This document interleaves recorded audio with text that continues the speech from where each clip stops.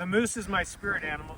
I have no desire to run 100 miles, but it's cool to be a part of that. And those are nasty runner feet. Locked arms, and I just started talking. And it was an emotional thing. At one point I was like, hey, I'm gonna pray for you. Okay. Love you guys. Love you. See you. Running 100 miles isn't a race, it's a journey of grit, determination, and endless heart. I'm going to take you on the ultimate challenge, 100-mile ultra marathon. But I'm not doing it alone. With my dad, brother, and wife as my crew, this adventure becomes more than just about running. It's about family. This is the story of how we conquered 100 miles together. Welcome to the episode 1 of the Mean Grit Podcast. Quick introductions. The crew chief, Alan Julian, also my dad. The statistician, data analyst, brother, Gentry Julian. And the hero of the race, my wife, Castalia Julian. You do get to be the hero, and we'll get there. So we go back to the morning, October. It is snowy, the first snowstorm of the season. I'm curious. We were a little nervous because we weren't exactly sure where we were going to meet you, and you guys were off on a foot. We were way off on our and that was the dad's fault. But the statistician got us pulled right back in. We made it. Waking up and it was raining here, and by the time we got over the mountain, I mean, it's not really a mountain, but snow started coming down, and we got out there on this dirt road, mud, and start time was at 5:00, and I think we met up at 4:30, and I thought, hey, we've got plenty of time. We've got plenty of time. It takes about 15 minutes to get out there from when we met up. Yeah, it was scary. And so we get there, and Gentry, you came with me to the tent. We got this starting packet, the instructions, and it's like, okay, we're gonna And the recording of the instructions, which was kind of funny. Yeah, and I think the first moment of panic for me was going back, because all I had was a hoodie on. I didn't have my gear on. Didn't have my hydration pack. I went back up to the main road, and there was just a line of vehicles, and it was dark. Yeah. And I had no idea where you had went, and I knew that my time was running out. So I just went in the direction that I hoped that you had gone, because I figured you wouldn't have turned around on that small road, and grabbed the stuff, got back to the start line just in time for them to start. Because I was waiting there at the booth, and they're like, all right, we're going to getting started. And I didn't know where you were. I didn't know where they were. So I'm like, where's my runner? Yeah. And this Andrew's like, I'll start. Because I had the reflector and the bib number for you. Or you took that and had the reflectors waiting. And right. I was in a panic. And this race, it was a good race.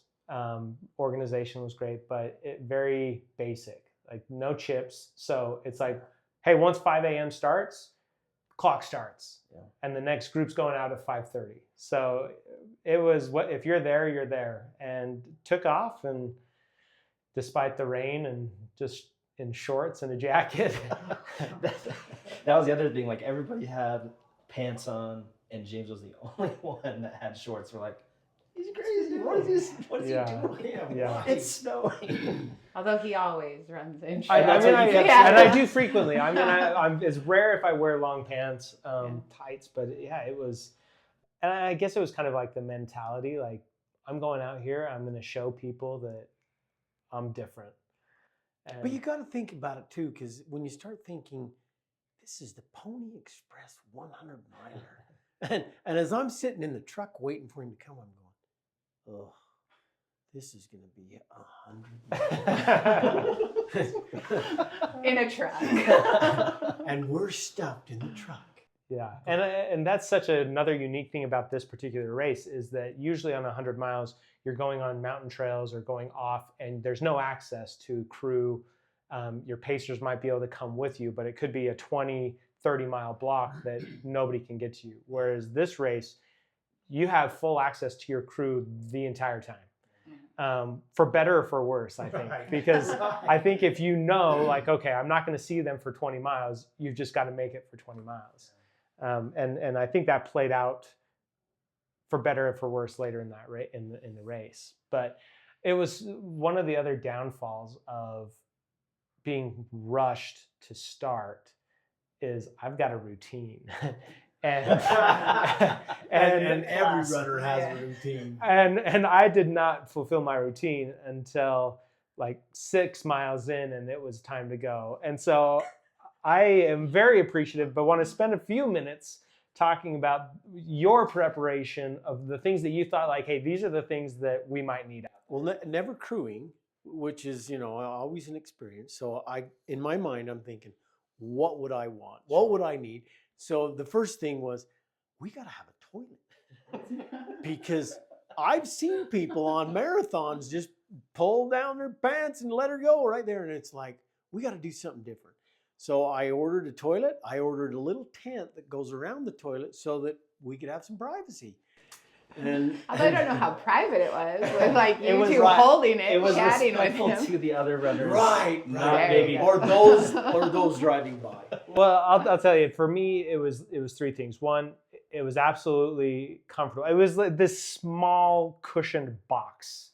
The seat was nice looking. But it was cushioned. And we had a tarp on the ground to make it so he was out of the mud. Yep. Out of the Throw the mud, tarp out of down, the throw the wind. little box down with the cushioned seat. And so it was that element of like, okay, I can sit down, I can rest for a minute, and I can take care of business, not squatting out in an open field. Because it was just vast open desert. There was nothing. Flat open desert. But and then it was just, I don't know. I know that you're my dad, and I know that you wiped my butt as a baby. But the respect that I gained for you to clean up my mess. We did have bags. You had gloves. It was all very sanitary. sanitary. But however, the looks on these two was like, I said, okay, you guys grab that stuff and let's get it bagged up. And both of them stood up and looked at me, and I said, never mind, I'll take care of it. He's my son. It was definitely we towed the line to be there, but then we knew the order. Like, you've got the poop, I got the tent and tarp. Cassie's gonna just make sure everything else is okay. I was just making sure he got back on the road. But even then, afterwards, I was like, James, like, close up your poop bag. Like, what in the heck is happening? And I appreciate that, but I think like, and you know better than anybody that if I was running further and I had touched stuff, like He would have not been okay. then I'm like, okay, now my food and I've been trying to wash my hands. Exactly. All these things. The whole time. So I appreciate that, and that was a good bonding moment, because I think the comment you made at the end was, if you knew anything, it was the poop schedule of everybody. I know. I knew everyone's poop schedule. We maybe TMI, but we vowed not to use the tent. So Yeah. we were scattering off the vast desert to Trying to find take care of business. a sagebrush or a little cover. If there was a from the little flat. tree, we were like, does anybody have to go? There's a little bush right Right, there. yeah. As you're down in the middle of the night and the moon's full and you're out there. The middle of the night, it was more just like get off far enough away that it was respectful. But yeah, during the day it was a little tricky. But I think the best part of the toilet was holding it, because the wind was Oh, the wind blowing was so terrible. hard. And there's Gentry and I holding this tent up so that James can at least have some privacy and it's not blown away.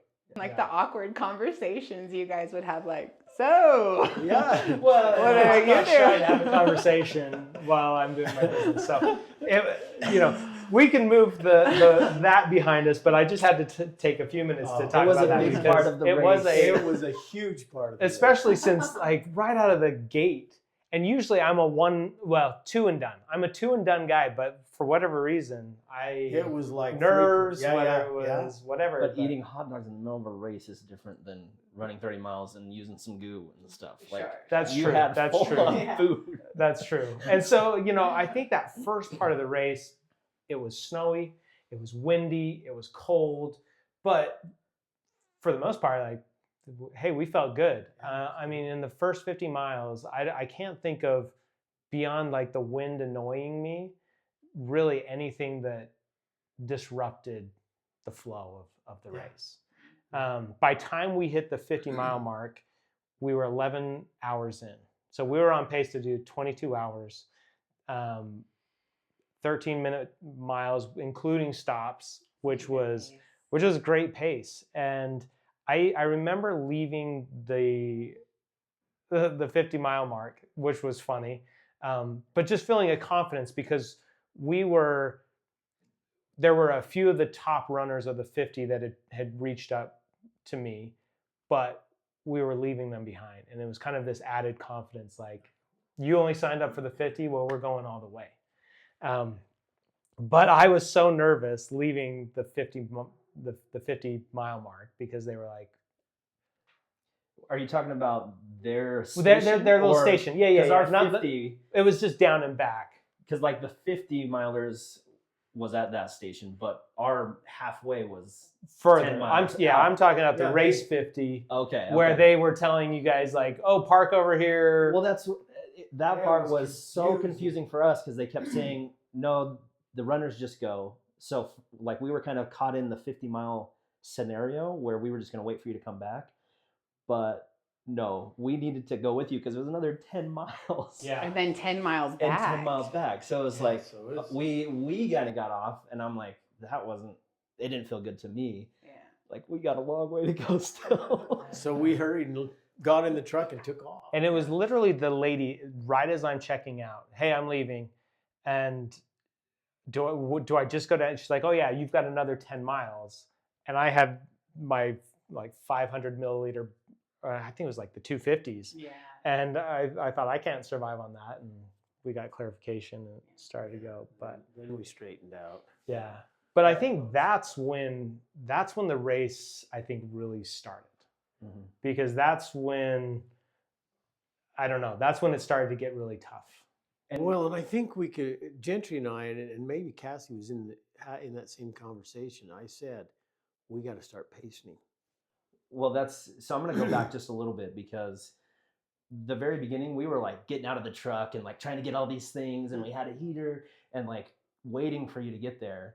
And then as time kept going on, it's like, we can't do that. We need to stay in the truck, stay warm ourselves, and then just make it a quick transition. And then I can't remember all of your friends that were supposed to pace. Oh, Jaden was the one. But then he was giving us tips because like there was a point where we had this little heater and I was trying to put it on you. You're like, no, don't do it. And then after we got that instruction, like, don't make it comfortable. He just needs to keep going. And then it changed before we got to the 50. But then after that, it was even shorter and quicker. Yeah, shorter. And then we started having that discussion as in, hey, the pacers aren't coming. Yeah. Yeah. And with no pacers, he's in trouble. Yeah. Because we Or we were in trouble Well- because then we were like, oh, well, Right. I was like, I have snow boots. Cool. I can run in these, I guess. And I almost didn't bring my bicycle. So when I started riding with you, it was after the Hill of Mordor. Is that what you wanted to call it? The So, Hill of Mordor. You guys came up the hill and then came down. We had a hot dog ready. Yeah. And then I jumped on the bike, and I remember you saying, I can't remember the exact quote, but you quoted Lord of the Rings and said, I've never been this far from home. Because that was as far as you'd ever run before. So it was cool to be on the bicycle with you, and we were clipping along at that point. Yeah. That was still before the 50. That Right, was because right. I would have said that at 37. 37. 37 was Yeah. the furthest I'd been. But yeah, so for context, had one guy, his wife had a baby. So okay, He's pass, out. He's pass. The other one was at a conference in Phoenix. Flight wasn't getting back in time. He's out. He's out. And so, yeah, that was a huge part. And I think you talk about this hill. I didn't know it was named Mordor Hill. But I kept getting the hills. She got the hill on the way out and on the way back. And that was the thing. So it was kind of this rotation that you guys said. Was there any thought about it? Strategically, we had no idea that would end up to yeah. her. I mean, the first one we knew because she said, I'm getting out and I'm going to go with him. Okay, good choice because there's a hill. Gentry and I pulled up and we parked on the hill, looked down and going, I'm glad she's doing that. Well, and for perspective, this is one of the flattest races in Utah. Right. It's a miracle that there was only 4,000 feet of elevation gain over 100 miles in Utah. That's unheard of. But you took both at the peak of that. You were there for both of them. And yeah, so that was, I remember getting up the hill feeling like, okay, we've hit another milestone. Yeah. And that hot dog was one of the best tasting hot dogs I've ever had in my life. And Is that the way you guys had roasted? we roasted it. over? We didn't have a roasting stick, so we carved off a stick and put it in front of the burner. It was And legit. it was good. It was like, this is a roasted hot dog. No bloater here. It was good. The glizzy on the way down the hill. And then we kind of come down the hill into a dust bowl. Oh, We thought we were in the desert before, and then we get into the barren desert. And I remember you hopped on the bike at that time, and it was starting to get evening. And I think in my mind, the hope was to get to the turnaround and, back to the 50-mile mark, which then would be, I guess, the 70-mile mark before dark. And that was to what Dad was saying, like, we can't leave him alone anymore. Yeah. And that was on the turnaround and back to that 50 mark, or the finish for the 50. And it was kind of like an emotional time because we thought you were going to be back sooner. Yeah. And so we were, it was like psychological because we were seeing all these finishers for the 50. Yeah. Like, James should have been here by now. Like, you were out standing by the I was gentleman. standing out there forever, just like. and I even went down You went farther. down, I went yeah. down farther and found him coming Yeah. and then went with him up in. And that's when we decided he's got to have constant somebody. Somebody there. Because we all took a break on that one. It's like, no, he's good. We'll get back and Yeah. we'll keep And we going. were like gonna get burgers because they had food there, Yeah, so yeah. we were like, we'll get burgers and everything, and it'll be all ready for him. And then we were like, that was a mistake. Not a mistake, but it was like we were overconfident. We need to always be with him. Right. Yeah. We got to that turnaround spot, which, I think was at mile 60, give or take.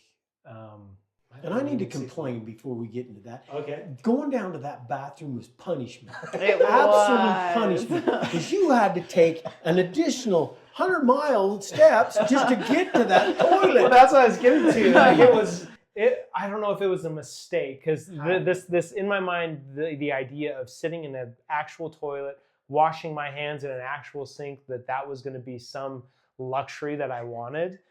But yeah, you're right. Like the walk was. Hey, and obviously I didn't run it, but I'm feeling the pain. I'm going, this isn't right. And I even started feeling angry at the organizers going, why would you punish each runner to go to the bathroom? Yeah. Because where they had to go was up by the truck. The guy that was sitting there checking you in. And then all of a sudden, well, that's like 300 miles down to the other toilet. Yeah. If they would've- Set the checkup. Yeah, set the checkup. Right. Like Right map down it there out by the that parking that's lot. Yeah, cut the mileage down Yeah. from the start or from whatever so you can, Yeah. And coming back, I remember getting a bit of a second wind because as you're going to the turnaround, you start to see who's in front of you. Yes. And there weren't many in front of me. It And was that, like 8 or 9. yeah, I was in 8th place at that point. Yeah. And so I was feeling good. Well, good is a relative term. I was starting to feel better about the Right. fact that like I'm passing people. And then you start to run and you see the people who are even behind us. Yeah. And they would play such an important role in my decision to keep going because once we got back to the 50-mile end spot and I wanted a hamburger. and they didn't have any They didn't hamburgers. have None It was so- chicken sandwiches. So disappointing. None left. And that was, I don't know why, but that was a frustration to me. And I started to worry about things that I shouldn't have worried about. Like who was in front of me, who was behind me, who was, I was, whether it was creating stuff in my mind, but I was thinking that people were getting in cars and driving ahead but it was just wasting my mind space. Right. And sun had gone down and it was starting to get cold. Yeah. And we were about to come back to the Mordor Mountain. Yeah. I'll before we get to the Mordor Mountain, well, I want to talk about the runners because, like, you see these people. We would go up 3 miles, they would pass us, then you would come, and we'd pass them. Same thing over and over. Yeah. So, like, we had these names for Danny. We thought it was Manny. Danny, yeah. Danny. And then there was the guy that lost his crew before the 30 mile mark. And so we helped him with some sugar water, unfortunately. But we kept seeing these guys, and so we were aware of that. You back kind and of forth. know the crews that you're all those of you who are clustered together, you get to know their crews too because you also cluster. Yeah. Well, and Danny was somebody I ran with right out of the gate for 6 miles, 7 miles, and quickly we're just kind of building that rapport. And I wish I would have ran with him more because I think that would have helped psychologically. But he's young. He was fast. He had a mission. Yeah, he did. He was on a mission. But it was fun to kind of hear you guys say oh, Danny said this. Danny said, don't quit. Yeah, keep going. He was encouraging. Tammy was like, just call me if he thinks about quitting. I was like, cool, I have no way of doing that. All right. We'll do it. So that was kind of cool. And hearing your stories about helping other people, to me, that's what the ultra marathon scene is all about. It's the camaraderie. It's helping people. And there people helped us because my bicycle was starting to get a little bit low on the tire. Oh. And we had a small pump, but we couldn't find it. So then we got back to the 50-mile checkpoint. Some guy had a compressor, and so we pumped it up. And so then we were and back. by the way, I found it. It's in the truck. Same spot. Same spot. Yes. Of course. But then we were able to get back, and it was dark, and all those things you were talking about. And at some point, you could hear the coyotes howling, and then you could see their eyes in the distance. At least I did. Foxes. And foxes, all sorts of coyotes creatures. and foxes. Yeah. But then we turned off the lights because the moon was so bright. It wasn't helping necessarily that much with the lamp, Right. because the moon was so bright. But that was a dark stretch. It was, and it was kind of. I wanted to enjoy that moment because it was so beautiful. And I remember one of the times you were pacing, you were just talking about how beautiful it was, and I was just in so much pain, and I wanted to appreciate it, but I couldn't. I was trying so hard. Look how pretty it is. We're so lucky to be out here. And you were like, yeah. I was like, But okay, it was that's cool. It was nice to be able to turn off the headlamps and just run. Because there's something about just that natural light, seeing the desert and running, that it was helpful, but it got so cold. So cold. Well, and I think that's when we probably panicked a little more than you did because we could tell. Yeah. And for me, I was on the bike, and it was back and forth, and I'd love to hear your thoughts on the bike because it was helpful for us to survive that. Yeah. Sure. But there was times where it was harder to be on the bike than just walk with you. Yeah. And so at one point I was riding, and then you had your canes, and I just hear the canes start dragging. I'm like, oh crap, we got to change this up. So that's when we got back to the truck, and No bike, threw it in. yeah, we were just with you, and it was interesting. I remember I always worry too much about other people because Yes, we're getting to mile 70, mile 75, and I'm thinking about the football game that you guys are going to the next day, and I'm like, I'm keeping them out too long, and I'm thinking about I'm going slow and you guys are on the bike, and the balance it must take to keep up. And we did good. We did good. But I'm those are the things that I'm worried about, and thinking oh, you guys shouldn't be riding that bike. It's got to be so hard. And so yeah, there were these little moments where I was trying to think about everybody else when I really should have just been thinking about me. Like you guys said, you came for me. Yeah. It was okay to be selfish and think about myself, but I wasn't. Well, I think even my attire wore you out. I was in boots. He was in Jeans. boots, jeans, and like a welding jacket. I'm Yeah, like, what and are you I'm doing? and I'm going down the road, running, walking, biking, whatever we needed to do. And I think that wore you out. So I come back and I said, I got to change into my running clothes. Yeah. And then when I said, I'm in my running, oh, good. You said, oh, good. So I think that took a little pressure off you. Yeah. And it didn't matter to me because I mean, Between our getting in and our out. changes. But we had a conversation, and it was like, this conversation doesn't leave the truck. James isn't doing good. We can be done now. And I'm like, this is like a normal, like if I went to a football game and went home, like this is a normal time to be home. Yeah. And it's like before midnight. We're in. And so like whatever he decides, We're we're okay. okay with. Like because he's done a great job, we're okay if he doesn't want to continue. But we're here, and to that point, like don't worry about us. The game is tomorrow. Right, We're gonna be fine. We signed up for this. And that was when we decided. I decided to take that gamble. Like I'm gonna tell him it's okay. Yeah. around was mile scary. 70, 75, And that was back on the big hill. it was back on the big hill. Stupid hill. Yeah, it was like Heartbreak Hill right there. And I'm curious, from your perspective, like why that conversation? Well, we had that conversation, and I just thought I have to have this conversation with him, and it's either going to get him angry at me to like prove me wrong and relight that fire under him, which is great.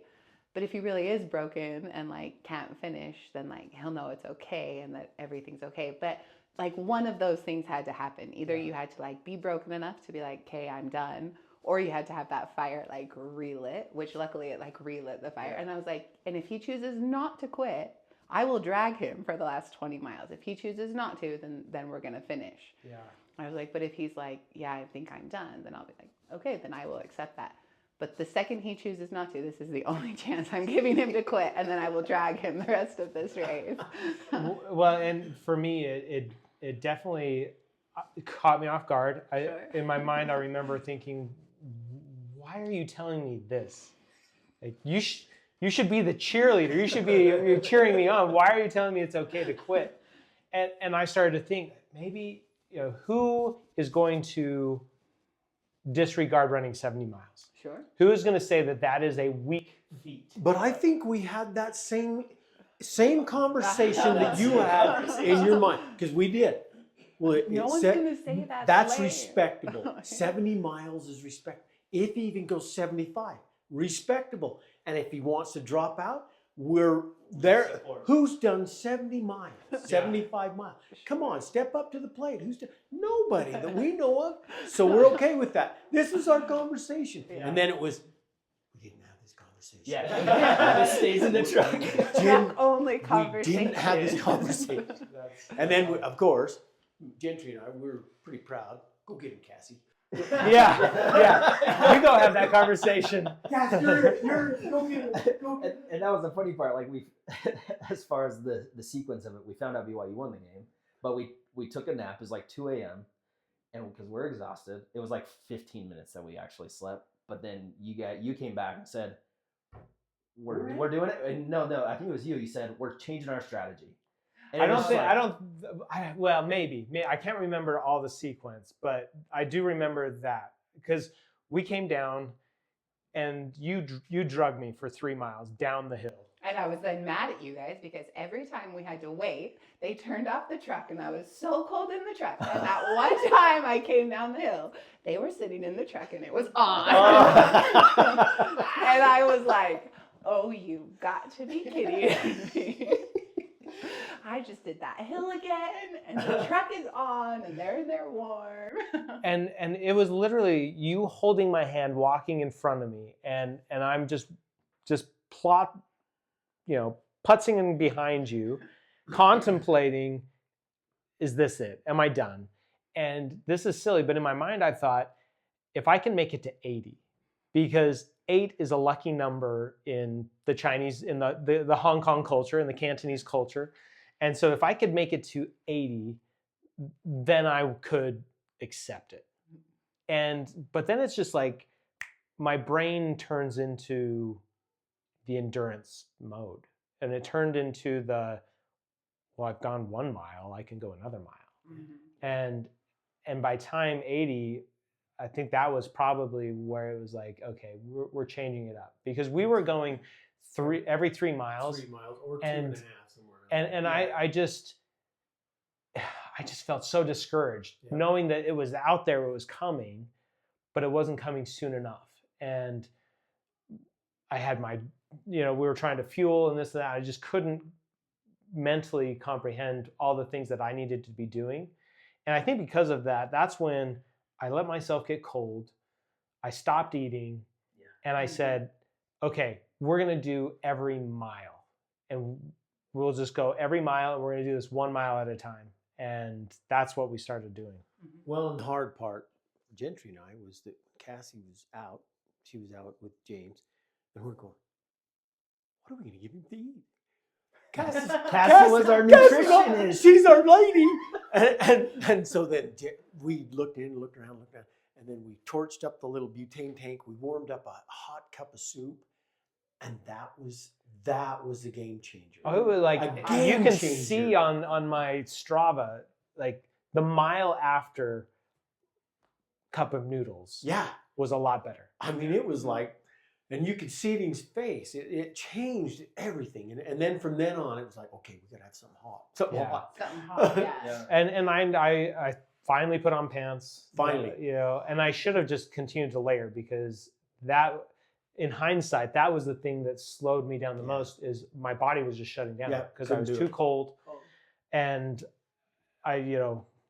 what could have been if I would have stayed warm and stayed fueled, but.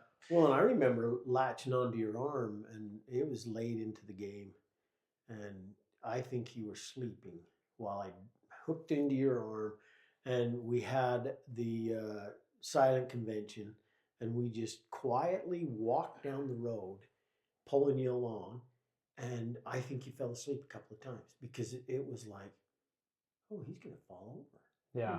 And it's like, oh man, he's delusional. Well, that's a good segue into the infamous missing mile. Yeah. So from your perspective, tell us about the missing mile. Yeah, because I'd been on the bike a little bit, and then we changed to just walking, and so you were cold, and we put on the heat blanket, The emergency blanket, and same thing. We locked arms, and I just started talking, and it was an emotional thing. At one point I was like, hey, I'm gonna pray for you, and we were like, I was just talking to talk, because it was silent and you were sleeping. Because we got back to the truck, we had, I think, a perk, and he had the perk and some food, and then I walked another mile, and it was just like night and day. Like, he's back. Yeah.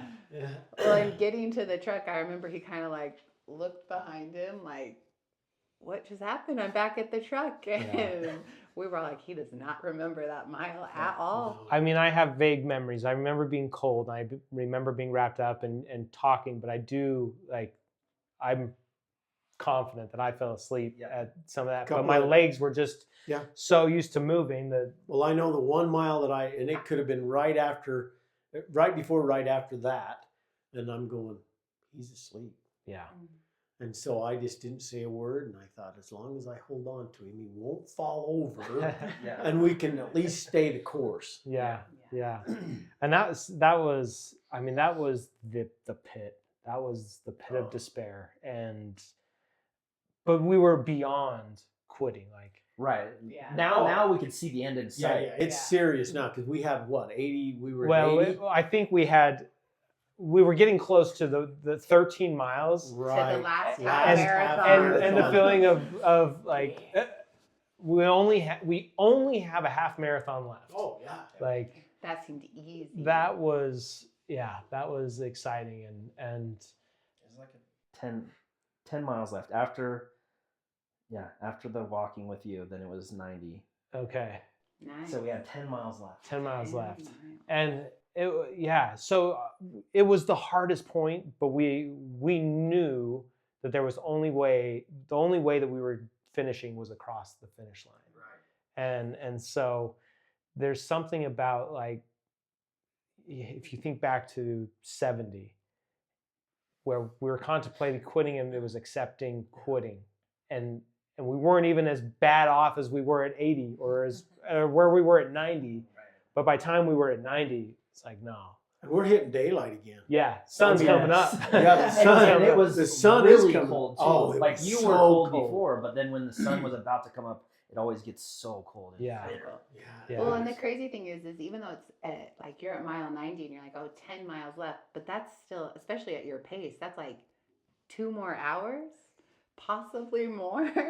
Right. But you can't think of it like that. No, you just no. have to think like, okay, 10 more miles, Just the 1 the mile at a number of the time. mile. Well, and so to kind of go back, because the people I was thinking about, and when I was contemplating quitting, was the fact that we had so much to go, and at the pace we were going, it would take another 10 hours. And I knew that there was no way that I could spend another 10 hours out there. But I didn't know what time it was, but I knew that I couldn't do it for 10 more hours. So we had to change something. Mm-hmm. And I thought, but if I quit, what about all the people behind me that are still going to be out there, right, and them finishing? It was interesting to learn that out of 50 people who ran the race, only 22 started. No, only 7 didn't start. Only 7 didn't start, but only 22 finished. Yeah. Out of 50 who signed up to do it. And I finished 11th. And so it was a tough race. For being a flat race, it was a tough race.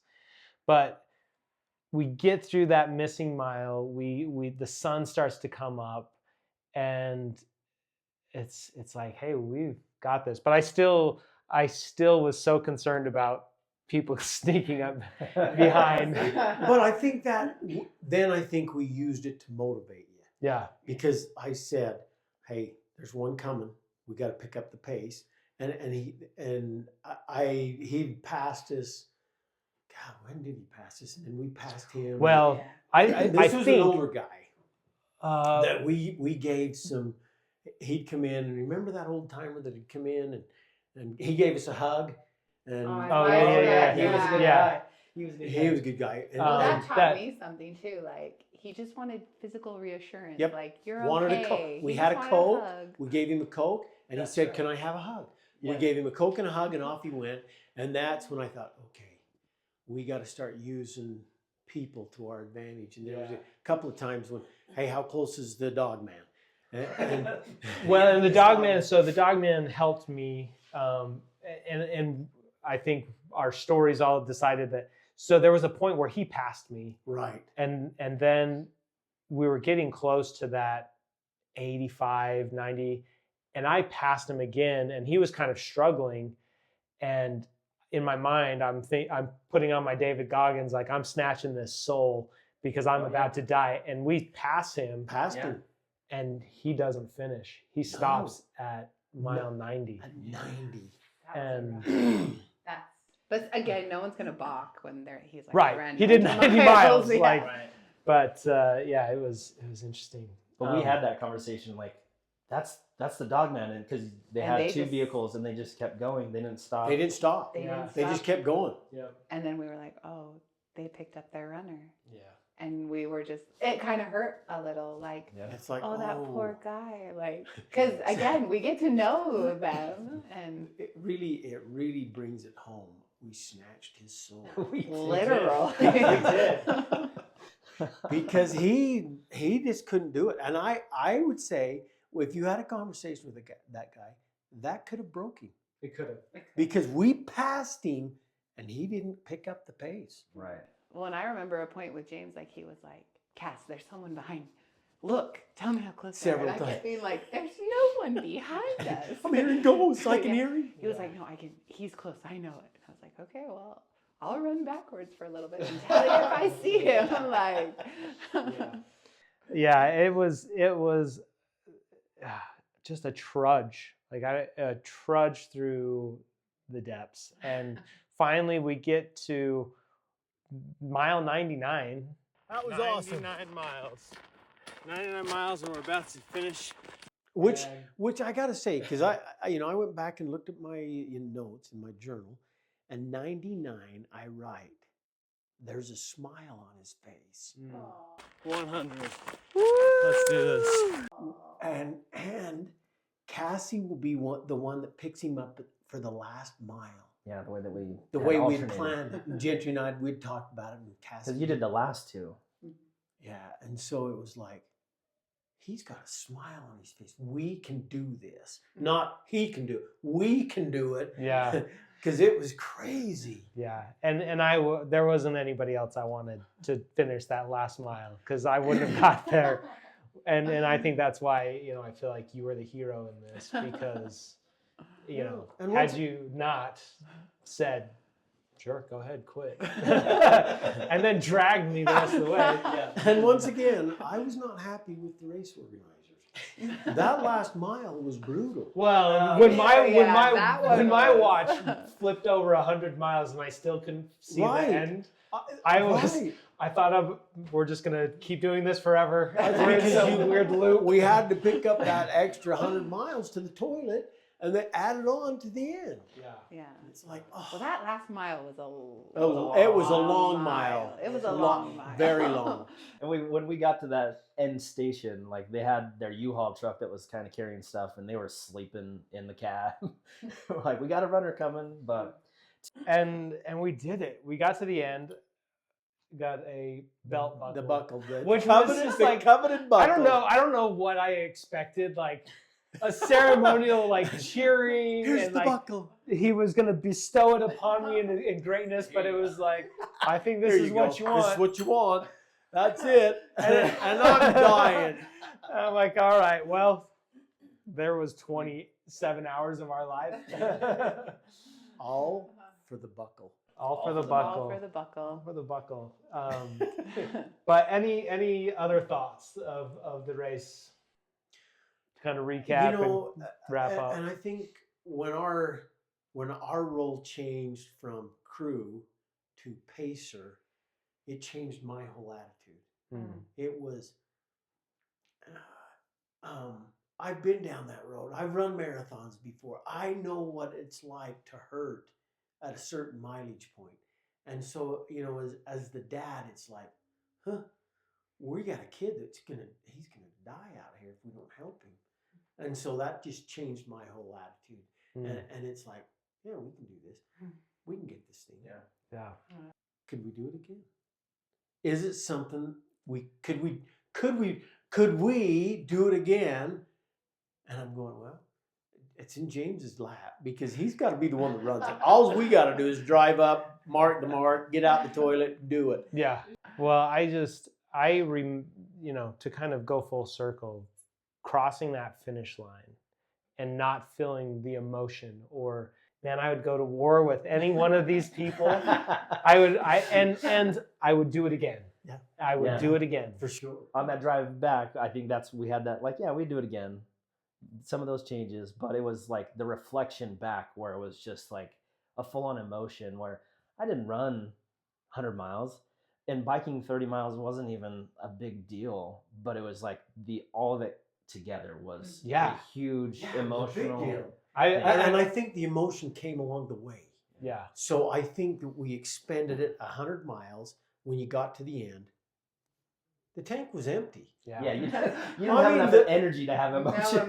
Right. Then, but then several days later, what were those emotions like? Because I still bawl when I think about it. I'm going, man, that was an accomplishment I'll never do in my lifetime.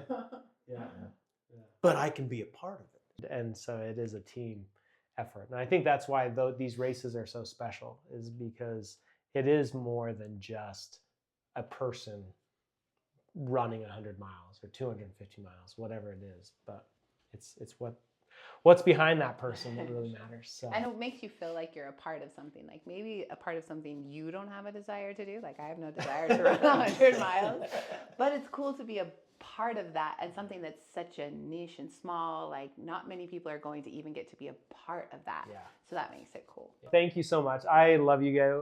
I love all of you, and I'm glad that you were there. I'm glad that you're here and we could do this. And thanks to everybody who's watching. Please like, subscribe, and stay tuned for the next episode.